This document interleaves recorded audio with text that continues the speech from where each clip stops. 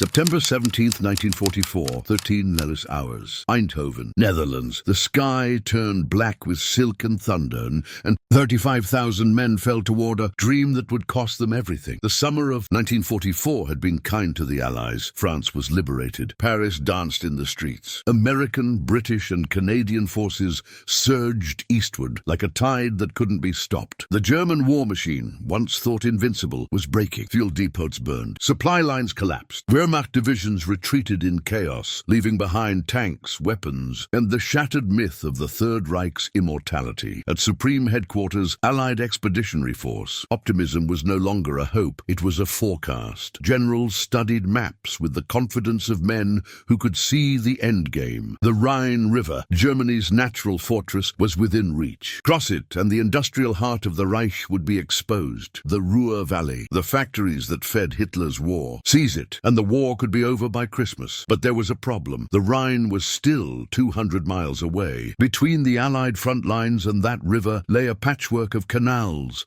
rivers and bridges across the flatlands of the Netherlands. Each one a choke point, each one a fortress if the Germans chose to defend it. And time was running out. The German army was battered but not broken. Every day they weren't pursued was a day they used to dig in, regroup and prepare. The longer the Allies waited, the harder the fight would become. Enter Field Marshal Bernard Law Montgomery. Monty was a polarizing figure, methodical, cautious, a man who believed wars were won through planning, not passion. He had orchestrated the British victory at El Alamein. He had coordinated the D-Day landings with surgical precision. But he was also a man whose ego rivaled his intellect, and whose rivalry with American generals, especially George Patton, was an open secret. Now, in early September 1944, Montgomery proposed something that stunned everyone who knew him. A gamble, a single, audacious thrust deep into German-held territory, not with tanks grinding slowly forward, but with paratroopers dropping from the sky to seize a series of bridges in the Netherlands. Airborne forces would hold the bridges. Ground forces would race up a single highway to link up with them. In one swift move, the Allies would cross the Rhine at Arnhem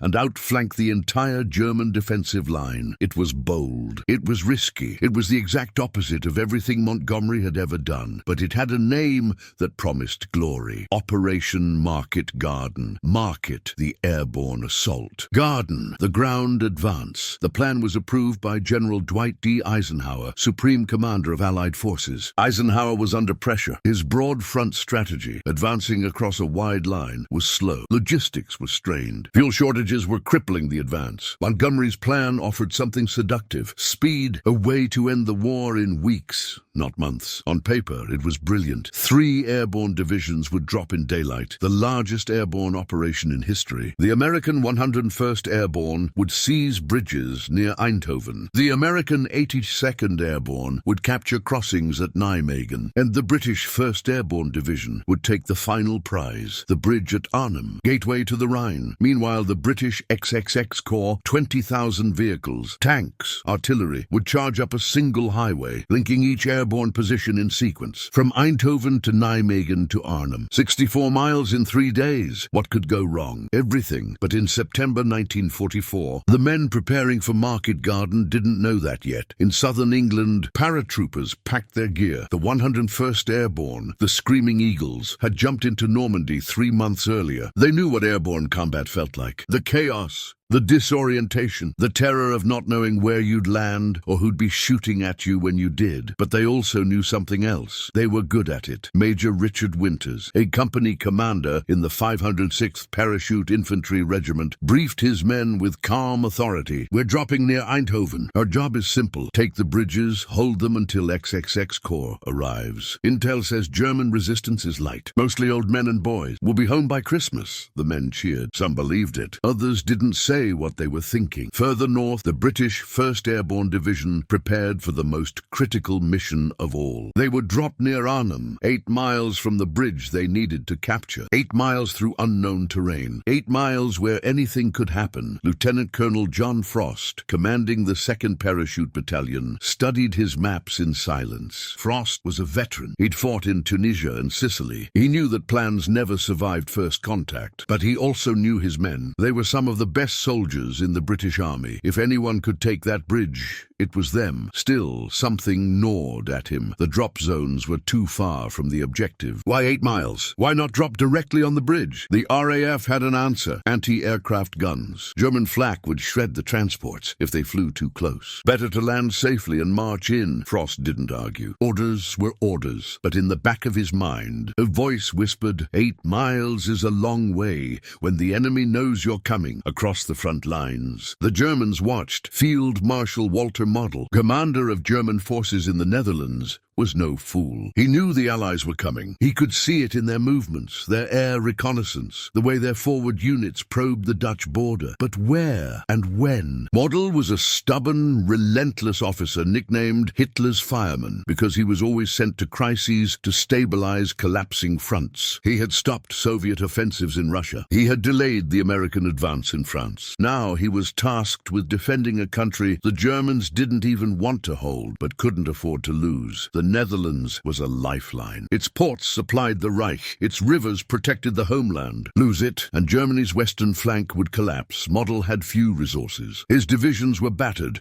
under strength, filled with teenagers and old men. But he had something the Allies didn't expect. 2 SS Panzer divisions. The 9th and 10th SS Panzer divisions had been pulled back to the Arnhem area to rest and refit after brutal fighting in France. They were veterans, battle-hardened, and they were equipped with tanks. On September 5th, a Dutch resistance fighter named Christian Lindemans, codenamed King Kong, was captured by the Germans. Under interrogation, he revealed critical intelligence about Allied airborne plans. Model didn't believe it at first. An airborne assault in daylight? It sounded insane, but he ordered his units to stay alert, just in case. On the morning of September 17th, 1944, the weather over England was perfect. Clear skies, light winds, visibility for miles. It was a good day to jump. At air bases across southern England, paratroopers climbed into C-47 transport planes. Each man carried over 100 pounds of gear, weapons, ammunition, rations, radios. Some carried more. Medics carried extra supplies. Officers carried maps and code words. Everyone carried fear. Private James Flanagan of the 101st Airborne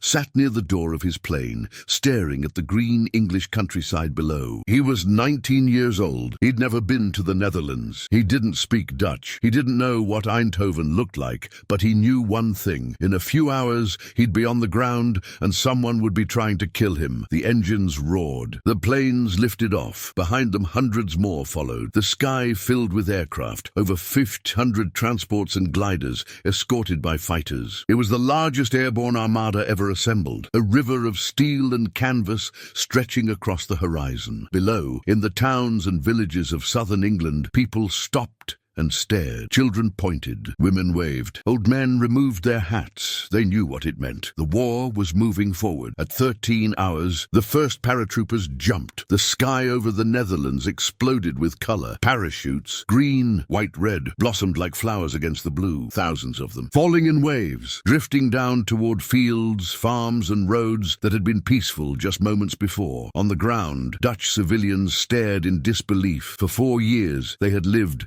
under German occupation. 4 years of curfews, rationing, fear. 4 years of waiting for liberation. Now it was falling from the sky. A woman in Eindhoven ran into the street, tears streaming down her face. "They're here! The Allies are here!"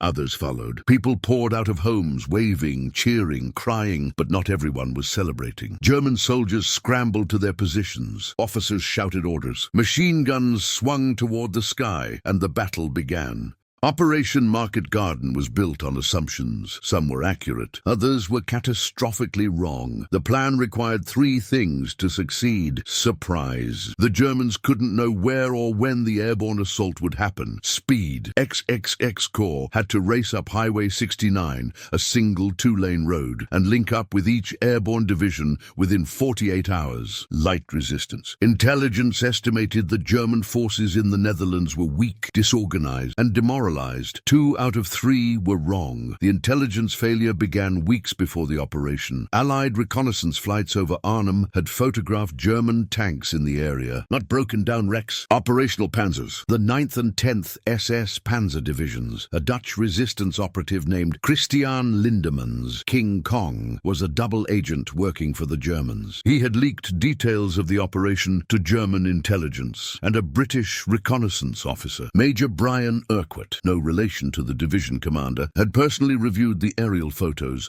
and warned his superiors, "There are tanks at Arnhem. We're dropping men into a trap." He was ignored. Montgomery's staff dismissed the photos as showing vehicles, not combat-ready tanks. They dismissed the resistance reports as unreliable. They dismissed Urquhart as overly cautious and quietly removed him from duty. The plan would proceed as written. The logistical challenges were staggering. Airlifting 35,000 men, their equipment, artillery and vehicles required over 5,000 aircraft sorties. But the RAF and USAAF didn't have enough transport planes to drop everyone at once. The operation would happen in 3 waves, spread over 3 days. This meant the first units on the ground and the men tasked with seizing and holding the bridges would fight alone for up to 48 hours before reinforcements arrived. It also meant the Germans would have time to wreck. The route itself was a nightmare. Highway 69, later nicknamed Hell's Highway, was a single, raised road cutting through flat, marshy terrain. On both sides, ditches, canals, and open fields. No cover. No alternate routes. If the Germans blocked the road at any point, the entire column would grind to a halt, and that's exactly what they planned to do. Field Marshal Model was skeptical of the intelligence reports about an airborne assault. It sounded too bold, too risky. The Allies were methodical, cautious. They wouldn't gamble like this. But Lieutenant General Wilhelm Bittrich, commander of the 2 SS Panzer Corps, didn't dismiss it so easily. Bittrich was a professional, a pragmatist. He had fought on the Eastern Front. He knew what desperation looked like, and he knew the Allies were desperate to end the war quickly. On September 15th, 2 days before the assault, Bittrich held a staff meeting. "If I were the Allies," he said, "I would use airborne forces to seize the bridges at Nijmegen and Arnhem. It's the fastest way to the Rhine." His officers nodded. "Prepare accordingly," Bittrich ordered. He moved the 9th SS Panzer Division closer to Arnhem. He placed reconnaissance units near likely drop zones. He ordered anti-aircraft guns repositioned. He didn't know the exact date, but he was ready. On the Allied side, optimism remained high. Lieutenant General Frederick Boy Browning, commander of the British Airborne Corps, was confident. When asked how long the airborne forces could hold their objectives without resupply, he answered 2 days, maybe 3. But during a final planning meeting, Browning looked at the map and muttered a phrase that would haunt the operation. "We're going a bridge too far." At 10:25 a.m. on September 17th, the first transport planes crossed the Dutch coast. German radar picked them up immediately. Air raid sirens wailed across the Netherlands. Civilians ducked into shelters. German soldiers grabbed their weapons, but the Allies had prepared for this. Over 1,000 Allied fighters escorted the transports. Spitfires, Mustangs, Typhoons. They swarmed over the drop zones, strafing German positions, suppressing anti-aircraft fire. The transports flew low, 600 feet. Low enough that paratroopers could see faces on the ground. Low enough that if a plane was hit, there was no time to recover. The flak came up in sheets. Black puffs of smoke erupted around the aircraft. Shrapnel tore through wings and fuselages. Some planes caught fire. Others exploded mid-air, but most made it through. At 13 hours, the jump lights turned green. Go! Go, go! The doors opened. The men jumped, and the sky rained soldiers. Part 3. The first clash, September 17th, 1944, 13:05 hours. Drop zone near Eindhoven. Private James Flanagan hit the ground hard. His parachute collapsed behind him, silk rustling in the wind. For a moment, everything was quiet. The roar of engines faded. The world seemed still. Then the shooting started. Machine gun fire ripped across the field. Bullets snapped past his head. Flanagan rolled, cut his parachute harness, and scrambled toward a ditch. Around him, other paratroopers were doing doing the same. Some moved fast. Others didn't move at all. Regroup. Regroup on me. An officer's voice cut through the chaos. Flanagan ran. The 101st Airborne had landed in relatively good order. Most units were close to their drop zones. Casualties were light. Within an hour, they had organized into combat units and began moving toward their objectives, the bridges near Eindhoven and Wegel. But resistance was fiercer than expected. German troops, Fallschirmjäger, paratroopers, Wehrmacht infantry and SS units fought back hard. They knew the terrain. They had prepared defensive positions, and they had no intention of giving up the bridges without a fight. At Eindhoven, the 101st encountered roadblocks, snipers, and dug-in machine gun nests. The fighting was close. Brutal, house to house, street to street. Sergeant Donald Malaki's squad moved through the city in short bursts, covering each other as they advanced. Every window was a threat, every corner a potential ambush. Contact left. A German soldier appeared in a doorway, rifle raised. Malaki fired first. The German dropped. They kept moving. By nightfall, the 101st had secured most of Eindhoven. But one critical bridge, the bridge over the Wilhelmina Canal at Sonn, had been destroyed by the Germans just before the Americans arrived. Engineers would need to build a temporary crossing. That would take time. Time the operation didn't have. September 17th, 1944, 13:15. Hours. Drop zone near Nijmegen. The 82nd Airborne, the All-Americans, had a harder job. They needed to capture two bridges, one at Grave, one at Nijmegen. The Nijmegen Bridge crossed the Waal River, a massive 1,960-foot span, the longest bridge in Europe. If the Germans destroyed it, the operation was over. Brigadier General James Gavin, commander of the 82nd, made a calculated risk. He prioritized the bridge at Grave, smaller, easier to secure. Once that was taken, he'd move on Nijmegen. It was the right call tactically, but it gave the Germans time to reinforce Nijmegen. The 82nd landed under heavy fire. German flak tore through the formations. Some planes went down in flames. Gliders crashed. Paratroopers were scattered across miles of countryside, but Gavin's men were veteran. They had jumped into Sicily, Normandy, Salerno. They knew how to fight disorganized. By 14:30 hours, they had captured the bridge at Grave, intact. Now they turned toward Nijmegen. September 17th, 1944, 13:30 hours. Drop zone near Arnhem. This is where everything went wrong. The British 1st Airborne Division dropped 8 miles from their objective. The bridge at Arnhem, 8 miles through enemy territory, 8 miles, where the Germans were waiting. Lieutenant Colonel John Frost's 2nd Parachute Battalion moved out immediately. Their orders were simple: reach the bridge, hold it, wait for XXX Corps. But the other battalions ran into trouble. German resistance was heavier than expected. SS troops, equipped with armored cars and half-tracks, blocked the roads. Snipers fired from buildings. Roadblocks forced the British to detour through forests and open fields. Communication broke down. Radios didn't work. The sets issued to the British 1st Airborne were faulty, unable to transmit over long distances. Units lost contact with each other. Chaos spread. Frost's battalion pushed forward, moving along the northern route toward the bridge. They fought through scattered resistance, firefights, ambushes, German patrols. By nightfall, Frost and approximately 740 men reached the north end of the Arnhem Bridge. They dug in and they waited. But the other battalions, over 6,000 men, never made it. They were pinned down, surrounded, cut off. Frost's men were alone. September 17th, 1944, 14:35 hours. Hell's Highway, south of Eindhoven. Lieutenant General Brian Horrocks, commander of XXX Corps, stood in the turret of his command tank, watching the road ahead. The plan was simple: advance at full speed up Highway 69, smash through any German resistance, and link up with the airborne divisions. But nothing about this road was simple. It was narrow, raised, surrounded by soft ground and ditches. Tanks couldn't maneuver off-road without getting stuck, and the Germans knew it. At 14:35 hours, the lead tanks of the Irish Guards rolled forward. Within minutes, they hit a German ambush. Anti-tank guns opened fire from concealed positions. The first Sherman exploded, turret flipping through the air. The second caught fire. The third backed up, turret swinging wildly, trying to locate the enemy. Infantry scrambled off the road, diving into ditches. Machine gun fire raked the column. The advance stopped. Engineers were called forward to clear the roadblock. Artillery pounded the German position. positions. Typhoon fighter bombers screamed overhead, firing rockets into the tree line. It took 2 hours to clear the ambush. By the time XXX Corps resumed the advance, they were already behind schedule. September 17th, 1944, 18 Inust hours, Arnhem Bridge. John Frost stood at a window overlooking the bridge. Below, the massive steel structure stretched across the Rhine, silent and empty in the fading light. His men had secured the northern approach. They held a perimeter of about 500 meters. A handful of buildings clustered near the bridge, but the Germans controlled the southern end, and they were bringing up reinforcements. Frost could hear the sound of engines, trucks,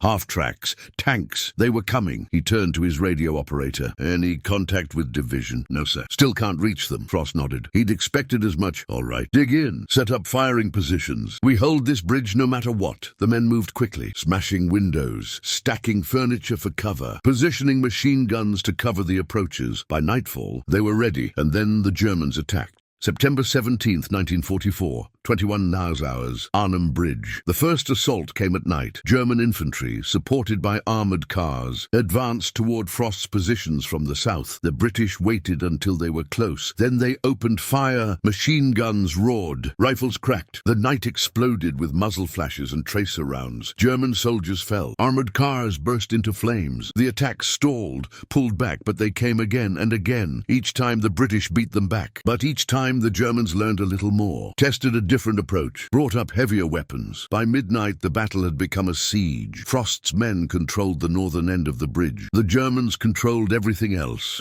and reinforcements weren't coming. September 18th, 1944, 06 hours, Hell's Highway XXX Corps was still 20 miles from Eindhoven. The advance had been slower than planned. German resistance was constant. Roadblocks, ambushes, blown bridges. Every mile was a fight. At Eindhoven, the 101st Airborne was holding the city, waiting for the tanks to arrive. But without the bridge at Sun, XXX Corps couldn't advance. Engineers worked around the clock to build a temporary Bailey Bridge. It was brutal, exhausting work under sporadic German artillery fire. By mid-afternoon, the bridge was complete. The tanks rolled forward, but they were now 24 hours behind schedule. September 18th, 1944, 10 hours. Nijmegen. The 82nd Airborne reached the outskirts of Nijmegen. The city was defended by SS troops who had no intention of surrendering. They fought from every building, every street corner. The bridge itself was still intact, but heavily defended. General Gavin knew he didn't have the firepower to take it alone. He needed tanks. He needed artillery. He needed XXX Corps, but they were still 15 miles away. September 18th, 1944, 14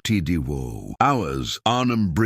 The Germans brought up tanks. Frost's men had no anti-tank weapons heavy enough to stop them. A few Piats, spring-loaded anti-tank launchers, and a handful of gammon grenades. That was it. When the first Panzer IV rumbled onto the bridge, every British soldier with a weapon opened fire. Bullets sparked off the armor. The tank kept coming. A Piat team fired. The round hit the turret but didn't penetrate. The tank's guns swung toward the building where Frost's men were positioned. "Get down!" The shell hit the facade, blowing out the front of the building in a shower of brick and dust. Men were thrown backward. Some didn't get up, but the British didn't break. They kept fighting. A sergeant ran forward with a gammon grenade, a canvas bag filled with plastic explosive. He threw it under the tank's treads and dove for cover. The explosion tore off the tread. The tank ground to a halt, immobilized. The crew tried to bail out. They were cut down by rifle fire. Frost allowed himself a grim smile, but more tanks were coming. September 19th, 1944.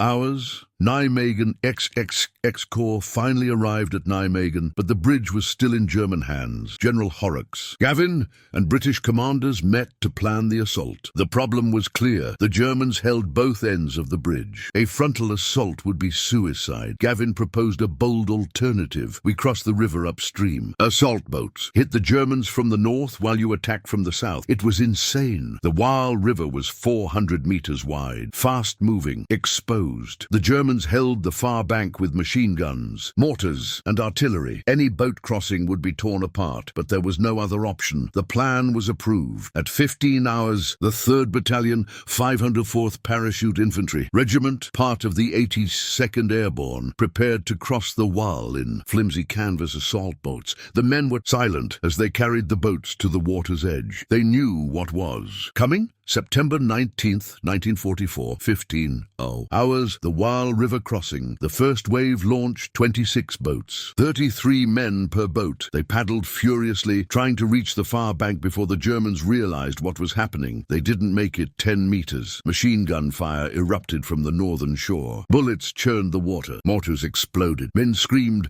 Boats splintered, sank. Bodies floated downstream, but the survivors kept paddling. On the southern shore, British tanks opened fire, suppressing the German position. Smoke shells obscured the crossing. Artillery pounded the far bank. It wasn't enough. Half the boats were destroyed before they reached the other side, but the men who made it hit the shore. Running, they stormed the German positions with rifles, grenades, and fury. Hand-to-hand combat. Close-range shooting. No mercy. Within an hour, the 82nd had secured the northern bank. At 1800 hours, British tanks rolled across the Nijmegen Bridge, intact. It was the single greatest feat of arms in the entire operation, but it had taken 3 days, and Frost's men at Arnhem had been fighting alone for 72 hours. September 19th, 1944, 20 hours, Arnhem Bridge. The British perimeter had shrunk to a few buildings. Ammunition was running low. Food was gone. Water was scarce. Wounded men lay in every room, some quietly dying. Frost himself had been injured, shrapnel from a mortar blast. He could barely walk, but the bridge still stood, and they still held it outside. The Germans prepared for a final assault. They brought up self-propelled guns, flamethrowers,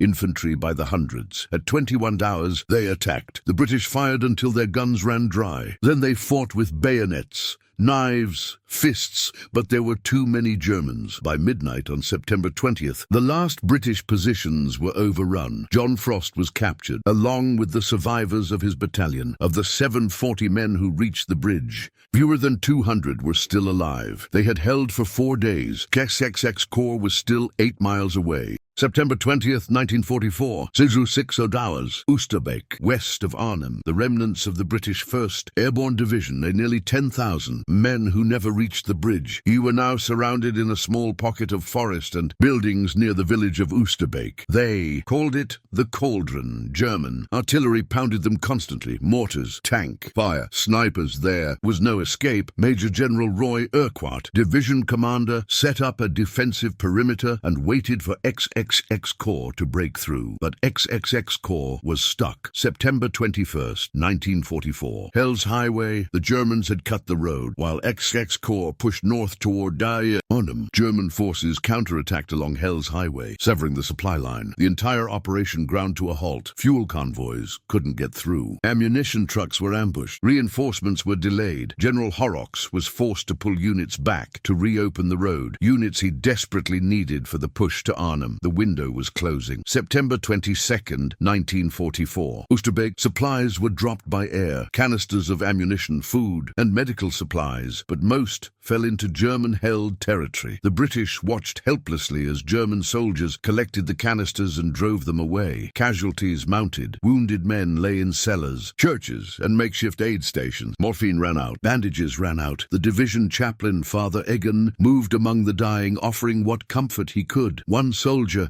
barely conscious, whispered, "Are they coming, Father? Are they coming for us?" Egan didn't answer. He didn't know. September 24th, 1944. General Urquhart received orders to evacuate. Operation Market Garden was over. That night, under cover of darkness and rain, the survivors of the British 1st Airborne Division withdrew across the Rhine in boats. German artillery fired blindly into the night. Some boats were hit, men drowned, but most made it. By dawn on September 25th, the evacuation was complete. Of the 10,000 men who dropped near Arnhem, only 2,163 escaped. The rest were dead or captured. September 25th, 1944, Allied headquarters. Field Marshal Montgomery issued a press statement. In my prejudiced view, if the operation had been 100% successful, it would have won us the war. As it was 90% successful. His staff said nothing. The numbers told a different story. Allied casualties. British 1st Airborne Division, 7,900 killed. Wounded or captured, 79% casualty rate. Total Allied Allied casualties, over 15,000 German casualties. Estimated 6,000, 8,000. The Rhine remained in German hands. The war would not end by Christmas. Part 6, Aftermath and Reflection. The Dutch called it the Hunger Winter. After Market Garden failed, the Germans retaliated against the Netherlands with brutal efficiency. Rail lines were destroyed. Food shipments were halted. By winter, the Dutch people faced mass starvation. Over 20,000 civilians died. The Allies would not liberate the Netherlands until May 1945. The soldiers who survived Arnhem carried the weight of it for the rest of their lives. John Frost spent the remainder of the war in a German POW camp. After the war, he rarely spoke about the bridge. When asked, he would only say, "We held as long as we could." The 82nd and 101st Airborne returned to combat. They would fight in the Battle of the Bulge. They would jump again. But they never forgot Arnhem. Private James Flanagan, who jumped near Eindhoven, lived to be 87 years old. In interviews late in life, he was asked if Operation Market Garden had been worth it. He paused, then said, "We did our job. We took the bridges. It wasn't our fault the tanks couldn't get through." In the years after the war, historians debated what went wrong. Some blamed Montgomery for arrogance, for poor planning, for ignoring intelligence. Others blamed logistics, the single road, the weather, the stretched supply lines. Still others blamed luck, the presence of SS Panzer divisions at Arnhem, the faulty radios, the destroyed bridge at Sun. The truth is, it was all of it. Operation Market Garden failed because it was too ambitious, too rigid, and too dependent on everything going right. In war, nothing ever goes right. Today, the bridge at Arnhem still stands. It was rebuilt after the war, renamed the John Frost Bridge in honor of the man who held it. Every year on September 17th, veterans and their families gather there. Flowers are laid, names are read, the bridge is quiet. Now, but the ground remembers. It remembers the paratroopers who fell from the sky with hope in their hearts and steel in their hands. It remembers the tanks that burned on Hell's highway. It remembers the men who crossed the Waal River knowing they would die. It remembers the soldiers who held a bridge for 4 days against impossible odds, not because they believed they would win, but because they had been told to hold, and they did, until there was nothing left to hold. The British 1st Airborne Division was never reformed. Its survivors were scattered to other units. Its battle honors were preserved, but the division itself was gone. Some units break in battle, others break after, when the world realizes what they endured and decides they can never be asked to endure it again. Field Marshal Montgomery never publicly admitted failure. He called Market Garden 90% successful, but in private, years later, he told a friend, "We tried to go a bridge too far." History remembers the victors, but the ground at Arnhem remembers everyone. The young British paratrooper who held a doorway with an empty rifle and a grenade he never got to throw. The American engineer who died building a bridge under fire so tanks could roll forward. The German soldier, barely 17, who fought because he was told to and never saw 18. The Dutch family who hid wounded British soldiers in their cellar and paid for it with their lives. War doesn't distinguish. It doesn't judge. It doesn't forgive. It only takes. Epilogue. The weight of what if Operation Market Garden remains one of the most studied battles of World War II, not because it succeeded, but because it came so close. If the radios had worked, if the drop zones had been closer, if the Germans hadn't been at Arnhem, if XXX Corps had moved faster, if the weather had held, if the bridge at Sun hadn't been blown, if, but. War is not written in ifs, it's written in mud, blood, and the decisions men make when there's no time left to think. Montgomery's gamble wasn't reckless because it failed. It was reckless because it required perfection, and nothing in war is perfect. The strategic aftermath. Market Garden's failure had consequences that rippled far beyond the Netherlands. The Allied advance stalled. The broad front strategy resumed. The Ruhr Valley remained out of reach. Worst of all, the failure emboldened Hitler. He saw weakness, opportunity. In December 1944, he launched his final gamble, the Ardennes Offensive. Known to history as the Battle of the Bulge, it would become the bloodiest battle fought by American forces in World War II. Some historians argue that Market Garden's failure prolonged the war by months. Others say it made little difference. The Rhine would have been crossed eventually, but to the men who fought at Arnhem, to the families who lost sons and fathers and brothers, others. Those months meant everything. The Dutch remember in the Netherlands. Operation Market Garden is not seen as a failure. It's seen as an attempt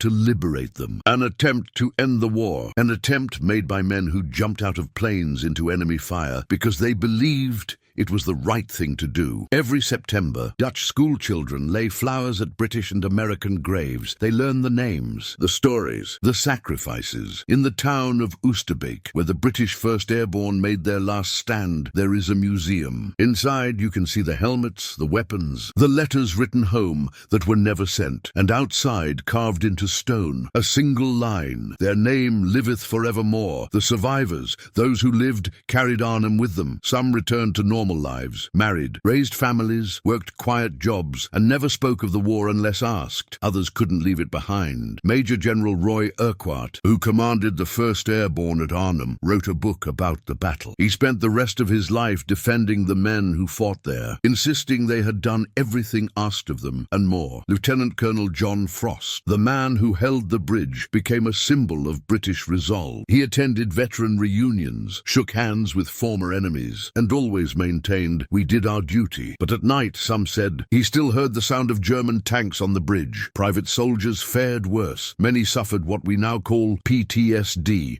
nightmares, flashbacks, survivor's guilt. In the 1940s and 50s, there was no name for it, no treatment, just shame and silence. One veteran interviewed in the 1980s said, "People ask if I'm proud of what we did. I don't know. I'm proud we tried. But when I close my eyes, I don't see pride. I see the faces of the men who didn't come back, the Germans on the other side of the battle." The Germans also paid. The SS Panzer divisions that stopped the British at Arnhem were destroyed in the months that followed. Many of the officers and soldiers who fought there died in the final. Desperate defense of Germany in 1945. Field Marshal Walter Model, who commanded German forces during Market Garden, committed suicide in April 1945 rather than surrender. He left a note: "A field marshal does not become a prisoner." Lieutenant General Wilhelm Bittrich, the SS Panzer Corps commander who orchestrated the defense of Arnhem, survived the war. He was imprisoned briefly, then released. In the 1970s, he was interviewed by a British historian. Asked if he respected the British paratroopers at Arnhem, he replied, "Respect? I have nothing but respect. They fought like lions. If I had been given soldiers like that, the war would have ended very differently." He paused, then added, "But they were given an impossible task. No soldier, no matter how brave, can overcome a bad plan." Lessons written in blood military academies still study Operation Market Garden, not as a model to follow, but as a warning. The lessons are brutal and clear. Intelligence must be trusted. When reconnaissance shows enemy tanks, don't dismiss it because it's inconvenient. Communication is survival. Faulty radios killed as many men as German bullets. Logistics matter more than glory. A single road cannot supply an army. Speed means nothing if the enemy is ready. The Germans were waiting. Surprise was never achieved. Airborne forces cannot hold indefinitely. They are meant to seize objectives, not defend them for days without support. But the deepest lesson is this: bold plans require everything to go right. War ensures nothing does. The bridge today. If you visit Arnhem now, you can walk across the John Frost Bridge. Cars pass over it. Cyclists, families. It's just a bridge, but stand there long enough and you can almost hear it. The roar of engines, the crack of rifles, the shouts of men fighting and dying for 500 meters of steel and concrete. Plaques line the approaches. They list the units that fought there: the British, the German, the Dutch resistance. One plaque, placed by the British Army, reads simply, "September 17th to 21, 1944. They came from the sky. They held the bridge. They did not yield. Tourists take photos, children play, and the river flows beneath, indifferent and eternal." Final words: Operation Market Garden was not the Allies' greatest defeat. It was not their most costly battle, but it stands apart because of what it represented. The moment when confidence turned to hubris, when strategy gave way to wishful thinking, when the desire to end the war quickly led to a plan that could never have worked. Montgomery wanted to be the man who ended World War II with one bold stroke. Instead, he became the man who proved that wars are not won by miracles. They're won by logistics, communication, and the grind grinding, unglamorous work of moving armies forward mile by mile. But the soldiers who fought at Arnhem didn't fail. They did exactly what they were asked to do. They jumped, they fought, they held, and when there was nothing left to hold, they kept fighting anyway, not for glory, not for medals, not even for victory. They fought because the man next to them was fighting, because surrender wasn't an option, because they had been told to hold a bridge. And damn it, they would hold it until there was nothing left. That's not failure, that's something else. Entirely, something history doesn't have a word. For September 17th, 1944, 13 hours, the sky over Arnhem, a British paratrooper stands in the door of a C-47, wind screaming past, heart pounding. Below, the Netherlands stretches out, green fields, winding rivers, towns marked by church spires. Somewhere down there is a bridge. He doesn't know if he'll reach it. He doesn't know if it matters. But when the light turns green, he jumps, and for a few seconds, suspended between sky and earth, he is weightless, free, unafraid. Then gravity takes hold, and the war rushes up to meet him. If you had been in Montgomery's position, with the pressure to end the war, the intelligence reports of enemy armor, and the logistical nightmare of a single highway, would you have launched Market Garden? Or would you have advised Eisenhower to wait, regroup, and strike when victory was certain, knowing that every day of delay meant more lives lost on both sides? In war, is the boldest decision always the bravest, or is restraint sometimes the harder choice?